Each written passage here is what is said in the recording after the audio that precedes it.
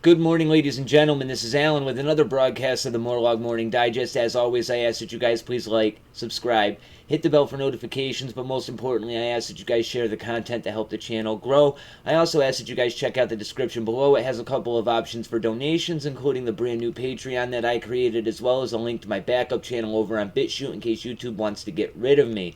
We all know that massive voter fraud took place, and we all know that everybody who doesn't want Donald Trump to be president says all of our evidence is anecdotal. However, they want to toss out the 400 affidavits that we have under penalty of perjury stating that they saw voter fraud take place firsthand.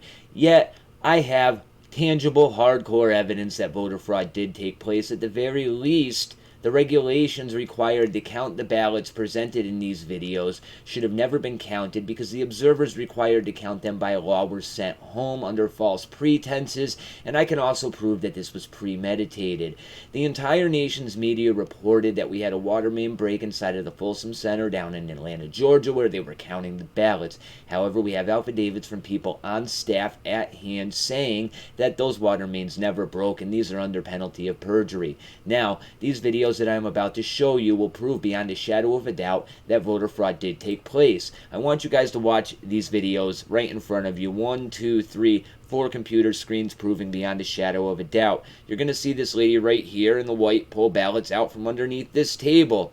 This table was placed here earlier in the day, right? And it was placed here in order to commit voter fraud. Now, this guy in the red is the person responsible for clearing all of the press and all of the people who were supposed to be counting these votes out of the area. And you will see he goes underneath the table and pulls out one of these boxes as soon as everybody else leaves, right? Now, this table right here was brought by this lady over here in the blue, okay? Now, that's interesting because it proves this was premeditated because we ran back and watched all of the video, right? All of the video from the entire time they were counting these votes.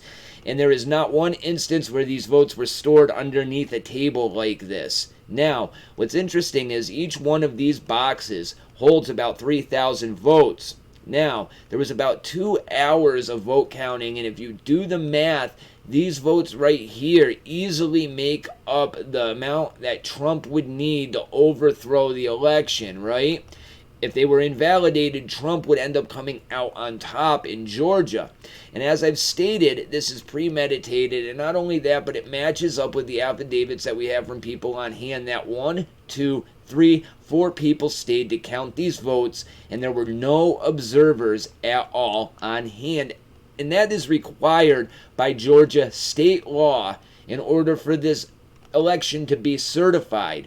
Now, this is Donald Trump's plan, because if he can prove that mail-in ballots were counted illegally, right, it'll set the precedent nationwide to throw out all of these votes. And what you're witnessing with your own 2 eyes is hardcore, tangible evidence that the left is telling you does not exist. Now, I want you to ask yourself this. Do you believe your own 2 eyes from not 1, not 2, not 3, but 4 cameras showing you that fraud is taking place? And here they come again, just running around counting false ballots, playing musical chairs. But 30 minutes ago, these people weren't working because they were waiting for everybody to clear out of the facility. Does it look like they're concerned about a water main break to any of you guys? Not at all. They're more worried about counting ballots with no witnesses.